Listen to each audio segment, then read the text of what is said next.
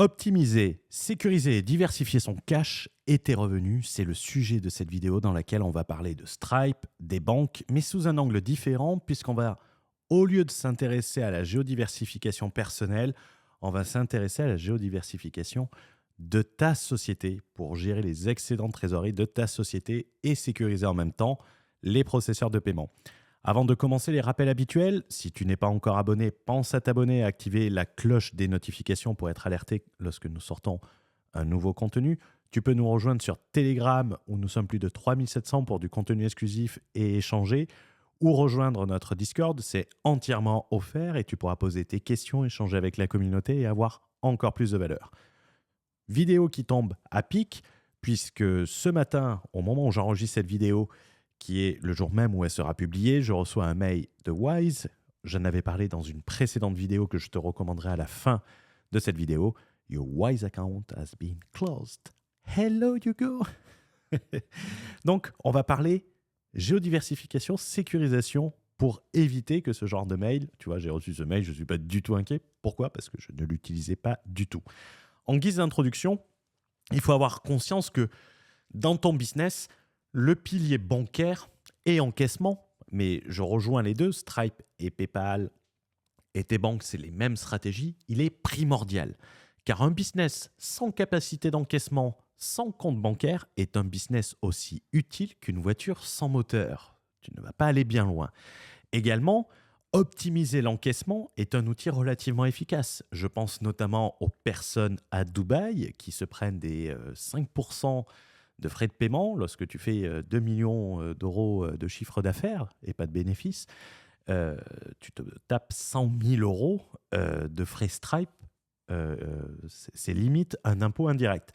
Et plus ta marge sera faible, plus cet impôt indirect sera élevé.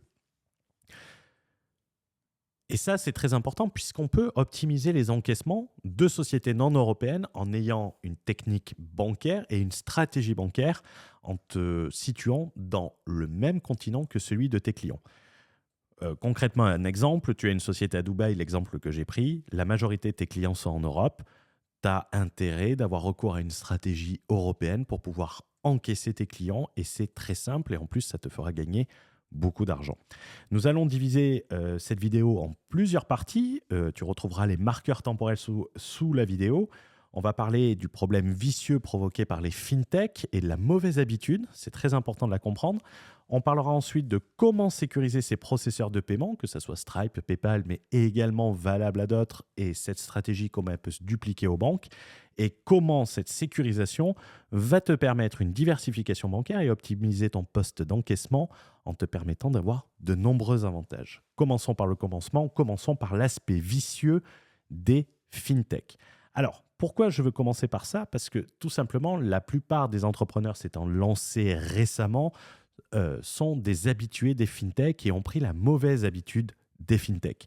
Le double aspect vicieux des fintechs, en réalité, c'est que ces fintechs, il faut le reconnaître, ont été une révolution permettant facilement d'ouvrir des comptes bancaires, de disposer d'avantages redoutables. Je pense notamment aux IBAN en multiples devises avec des coordonnées bancaires en dollars, en euros ou en d'autres monnaies. Des cartes de débit avec des gros plafonds, notamment quand tu fais de la publicité sur Internet et que généralement les banques te mettent des cartes avec 5 000 euros de plafond. Une configuration des autorisations pour les membres de ton équipe, pour faire des virements, les valider, et des applications qui sont ultra intuitives et ultra agréables à utiliser, même s'il faut le reconnaître, les banques ont rattrapé leur retard en la matière, les banques traditionnelles. Cependant, qu'on soit très clair, elles ont mal habitué les entrepreneurs qui ont eu l'habitude d'avoir recours à des fintechs et au travers de leur facilité d'utilisation, mais surtout d'ouverture de compte, leur ont fait oublier les principaux réflexes à acquérir. Qu'est-ce que je veux dire ? C'est que les gens se plaignent lorsqu'on leur met un KYC qui est très facile à remplir en réalité, mais vu que les banques traditionnelles le demandent en permanence et qu'ils n'ont jamais eu recours aux banques traditionnelles et qu'aux fintechs qui sont relativement light pour ouvrir les comptes, on en perd cette habitude. Ce qui réduit en quelque sorte et vicieusement les possibilités de diversifier car on a pris des mauvaises habitudes. On a l'habitude d'ouvrir un compte en quelques jours, on a l'habitude de fournir très peu de documents, on a l'habitude de juste prendre un selfie avec son passeport. C'est très facile, mais on en oublie la stratégie qu'il faut et qui est duplicable à l'ensemble des banques. Il suffit que tu l'aies une fois et que tu ailles à Singapour, au Panama, à Hong Kong, ça sera toujours les mêmes stratégies que tu devras mettre en place, mais on te fait oublier ces stratégies-là. Le deuxième aspect vicieux, c'est, comme je l'ai évoqué au début de cette vidéo et je t'ai dit que je ferai référence à une précédente vidéo, c'est qu'il est encore plus rapide de se faire virer de ces plateformes sans aucune raison. À titre d'exemple, j'avais fait une vidéo qui parlait de la premier mail que j'avais reçu de Wise pour dire qu'ils allaient fermer le compte. C'était un soft closing. Donc, ils m'ont laissé jusqu'à mi-avril pour clôturer ce compte. En réalité, il est impossible de savoir pourquoi les banques te virent. Alors, certains vont dire oui, c'est quand tu reçois des gros paiements que tu ne peux pas justifier. Ça doit faire 18 mois que je n'ai pas fait une seule opération sur le Wise. Et qui devait avoir 3,50 €, donc il n'y avait pas de gros montant dessus. La carte bancaire n'a jamais servi.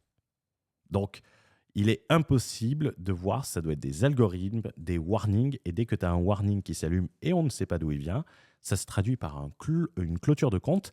Pourquoi ? Parce que en fait, les banques n'ont pas, les fintechs n'ont pas les équipes de compliance et que, au final, elles préfèrent te virer que engager des gens compétents pour essayer de comprendre les structures complexes, pour essayer de comprendre les mouvements complexes.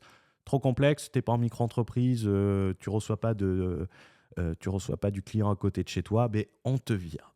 Et pourtant, ça se veut international sur des choses qui sont un peu plus complexes. Mais retiens ça, on te virera encore plus facilement que tu as ouvert un compte. Et rappelle-toi, tu as ouvert le compte très vite. Et ce n'est pas uniquement applicable à Wise, c'est applicable également à Revolut, c'est applicable également à N26 à titre personnel, c'est applicable à d'autres comptes. Tu trouveras plein de contenus sur Internet d'entrepreneurs qui te partagent ces expériences. Ce qu'une banque traditionnelle t'apportera, qu'une fintech ne t'apportera pas et t'apportera peut-être dans un futur proche, mais je vais faire une liste très simple et l'expliquer rapidement. Déjà, une banque traditionnelle va te permettre l'accès au financement. Une banque va te permettre de faire un effet de levier sur les résultats de ton entreprise pour aller beaucoup plus vite et maximiser tes revenus. Une banque traditionnelle, par exemple, va te permettre d'avoir une ligne de découvert bancaire. Une fintech ne te le permettra jamais. Mais une ligne de découvert bancaire, si demain tu as 20 000 € de découvert bancaire autorisé et que tu payes 2,5%, 3%, peut-être un peu plus aujourd'hui avec la hausse des intérêts, mais si c'est 20 000, ça te permet d'avoir 20 000 € de trésorerie, notamment si tu as de la publicité à lancer, si tu veux faire un lancement de produit, ça te donne du cash en plus. Si tu dois constituer un capital pour arriver à ce cash-là, ça va te prendre beaucoup plus de temps. Donc une banque a beaucoup d'avantages par rapport à ça. Et toutes les personnes qui utilisaient les fintechs, combien de fois avez-vous été, à titre personnel, sauvé par votre découvert bancaire ? Si votre carte s'arrêtait à zéro, personnellement, moi je sais qu'il y a des soirées étudiantes où j'aurais du mal à... Je ne préciserai pas plus de choses.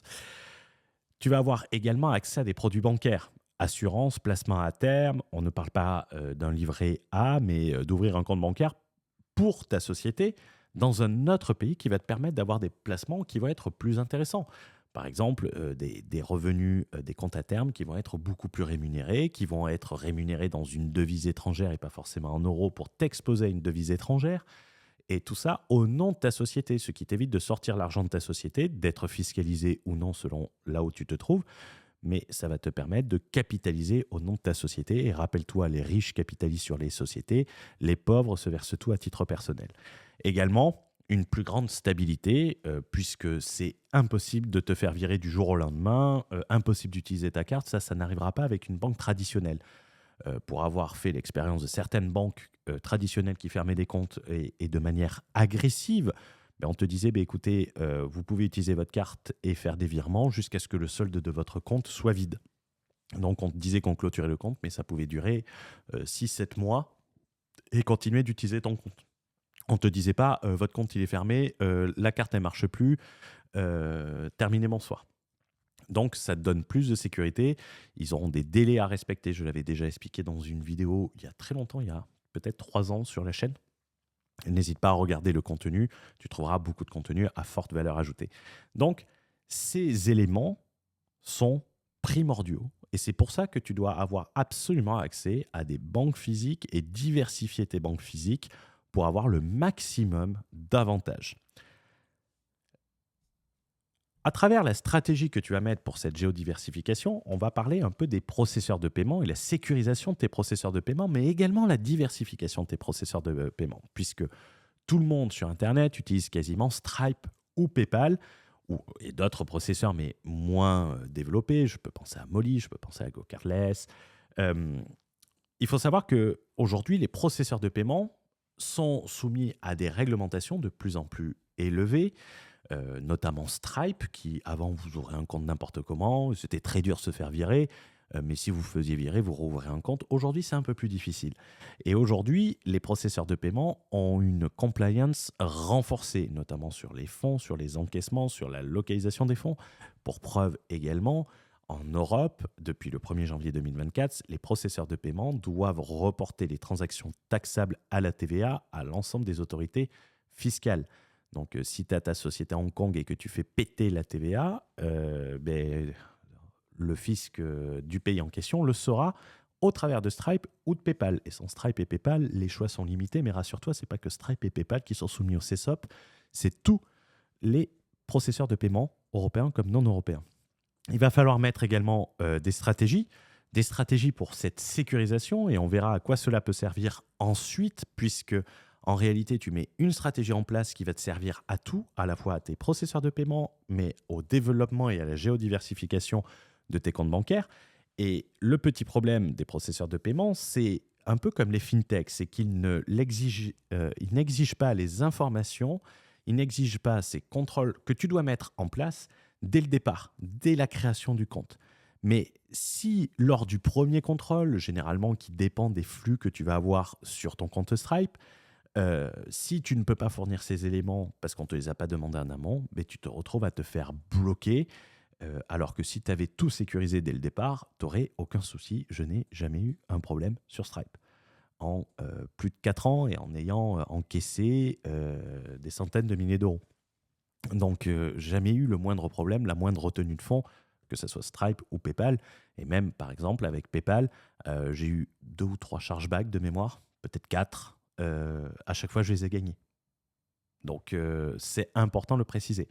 C'est un autre point en commun avec les fintechs, c'est que les processeurs de paiement, comme les fintechs, ils opèrent des contrôles a posteriori, c'est-à-dire après l'ouverture du compte, tandis que les banques classiques le font a priori, c'est-à-dire avant l'ouverture du compte. Mais au final, dans les deux cas, ça contrôle. Et lorsque tu as un contrôle a posteriori, c'est toujours plus délicat parce qu'il y a forcément quelque chose que tu oublies et que tu as forcément pris, comment on appelle ça, tu as été un peu relax et tranquille sur ça. Donc, c'est important de le préciser, c'est que ces stratégies que tu dois mettre en place sur tes processeurs de paiement qui vont te permettre de sécuriser tes processeurs de paiement et même d'en ouvrir d'autres, te permettront également d'avoir une stratégie globale de développement et de géodiversification. Puisque l'avantage, c'est que la stratégie que tu vas mettre en place pour les banques et la diversification, c'est-à-dire par exemple, tu as une société, tu veux ouvrir des comptes dans un autre pays pour sécuriser ton excédent de trésorerie, placer un excédent de trésorerie sur des produits qui ne sont pas disponibles dans ta banque, avoir plus d'avantages.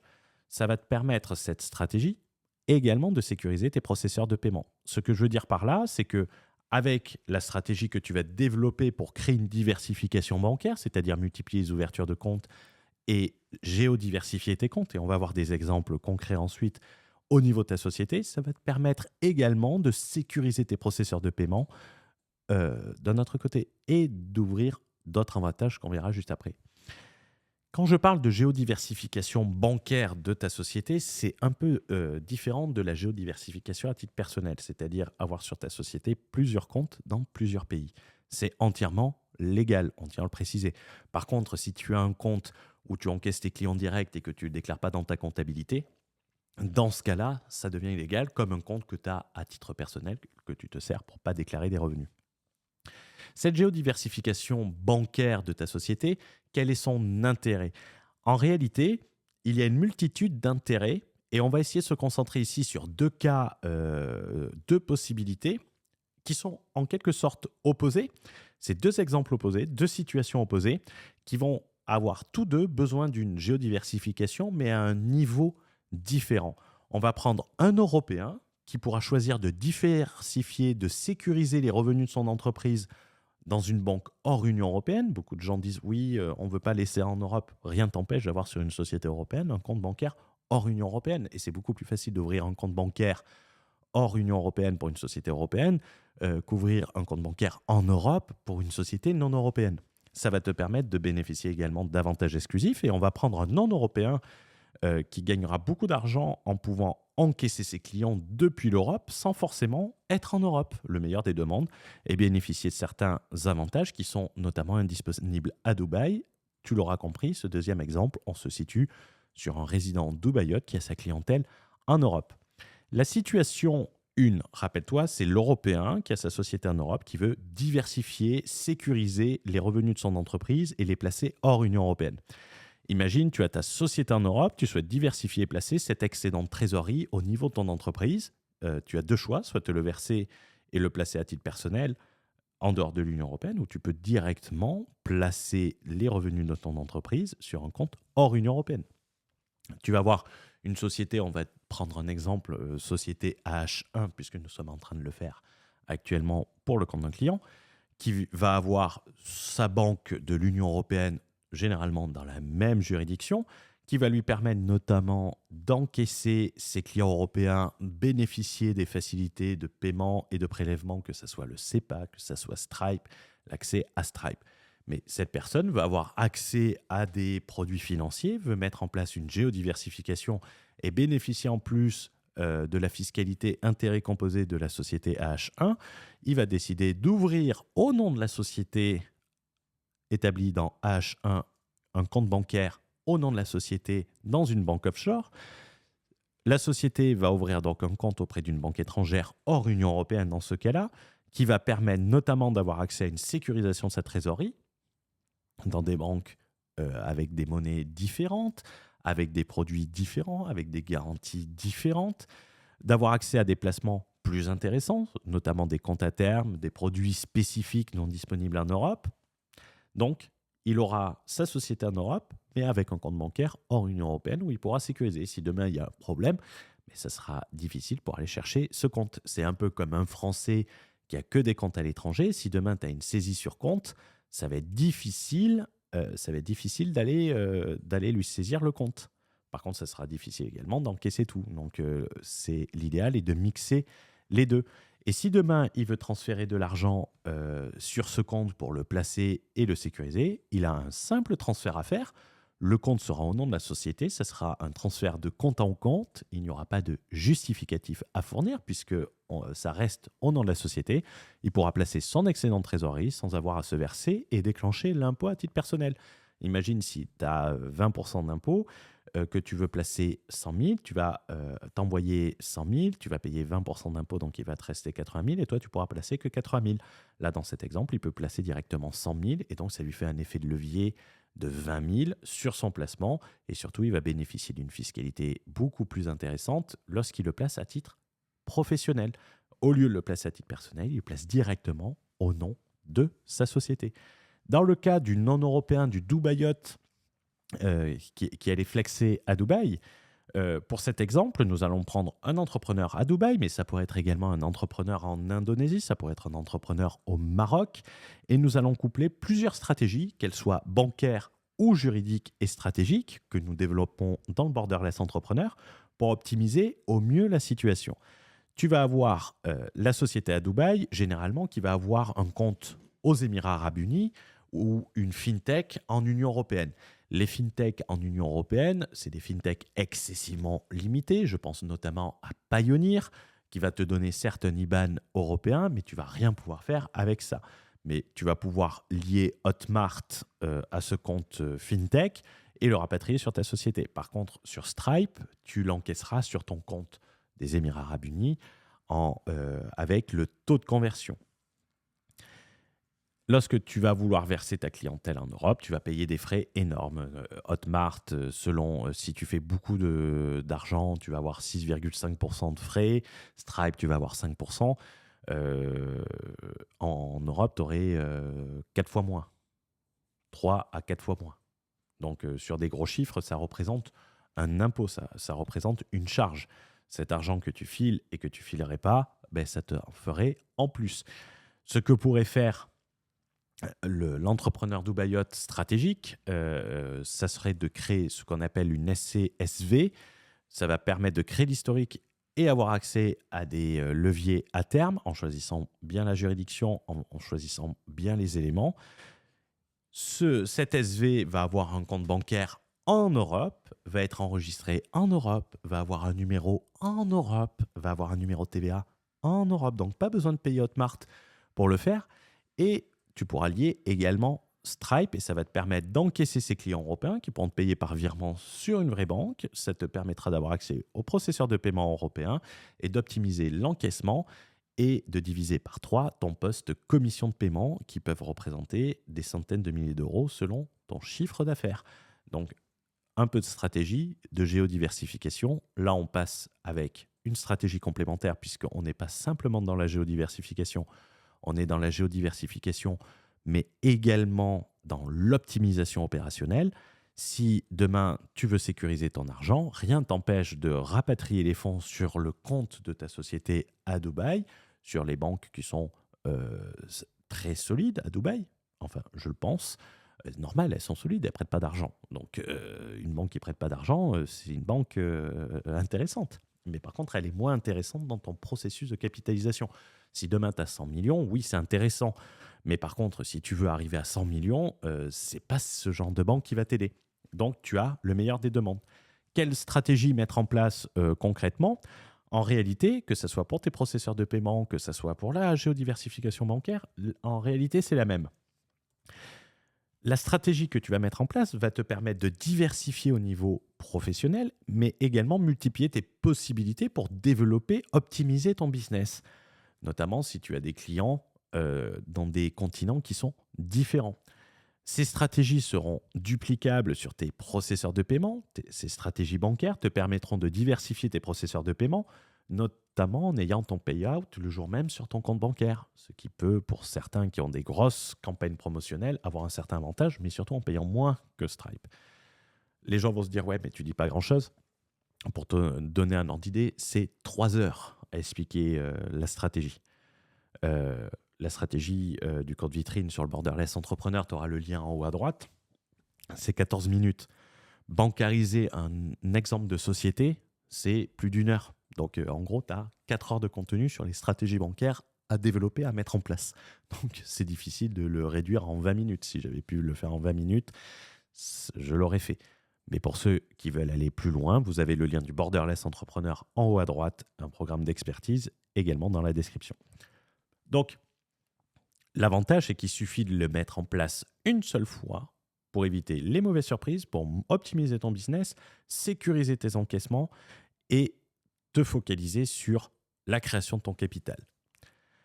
Le contenu que je vais te recommander pour avoir encore plus de valeur, et je te mettrai les liens, j'en ai déjà parlé, Wise, la clôture de compte, j'avais fait une vidéo où on parle de clôture de compte bancaire, notamment sur les fintech et sur Wise en particulier, mais c'est duplicable sur l'ensemble des fintech et tu comprendras pourquoi, selon moi, c'est suicidaire d'être monobancarisé et si c'est suicidaire d'être monobancarisé, c'est d'être monobancarisé auprès d'une fintech, je ne sais pas ce que c'est. Là, tu es en train de te couper la gorge et te vider ton sang. Et ça te permettra également de comprendre à quoi servent les fintechs. Et sur un cas beaucoup plus pratico-pratique, Oussama Ammar, c'était un vieux vlog que j'avais fait où je reprenais des épisodes du podcast de Oussama Ammar sans permission, où on prenait pas ses déboires, mais ses difficultés bancaires sur la justification, sur les problèmes de blocage de compte, sur comment ça arrive, comment ça le bloque et qu'est-ce que tu peux apporter à chaque fois et qu'est-ce qui a provoqué, en quelque sorte, il donne des indices indirectement, qu'est-ce qui a provoqué le blocage de ces comptes. C'est quelque chose de très intéressant et pour donner un ordre d'idée, Nous sommes à 93,3% de likes sur cette vidéo, donc elle apporte beaucoup de valeur. N'hésite pas à la regarder si tu ne l'as pas encore regardée et ne te fie pas uniquement à la vignette qui a pour but d'attirer ton regard et de te pousser à cliquer dessus. Il n'est de si bonne compagnie qu'il ne se quitte, donc il va être temps pour moi de conclure sur cette vidéo. Cette stratégie de géodiversification bancaire est applicable partout dans le monde et t'apportera énormément d'avantages. Merci l'autocorrecteur. En plus de sécuriser et d'optimiser, cela va t'apporter un avantage concurrentiel et notamment sur ton business, la facilité d'encaisser et t'évitera de très mauvaises surprises. Si demain tu as une mauvaise surprise, un petit mail comme celui que j'ai partagé au début de cette vidéo, cette stratégie te sécurisera ta situation, évitera les mauvaises surprises, mais également permettra de décupler tes possibilités de développement de ton capital. Et on rappelle, ta liberté se situe dans ton capital et non pas dans le cash flow provenant de ton activité. Si tu as des questions, n'hésite pas à les partager dans les commentaires. Je me ferai un plaisir de répondre à toutes les questions. Et si tu as des questions un peu plus longues, n'hésite pas à rejoindre le Discord. Le lien se trouve sous la vidéo. Et poser ta question dans la sous-partie banque, fintech. Tu as tout ça et tu auras tout l'apport communautaire et le partage de la communauté et c'est entièrement offert. Je te souhaite une bonne journée, je te souhaite une bonne soirée et on se retrouve très prochainement pour une vidéo. Ciao, ciao!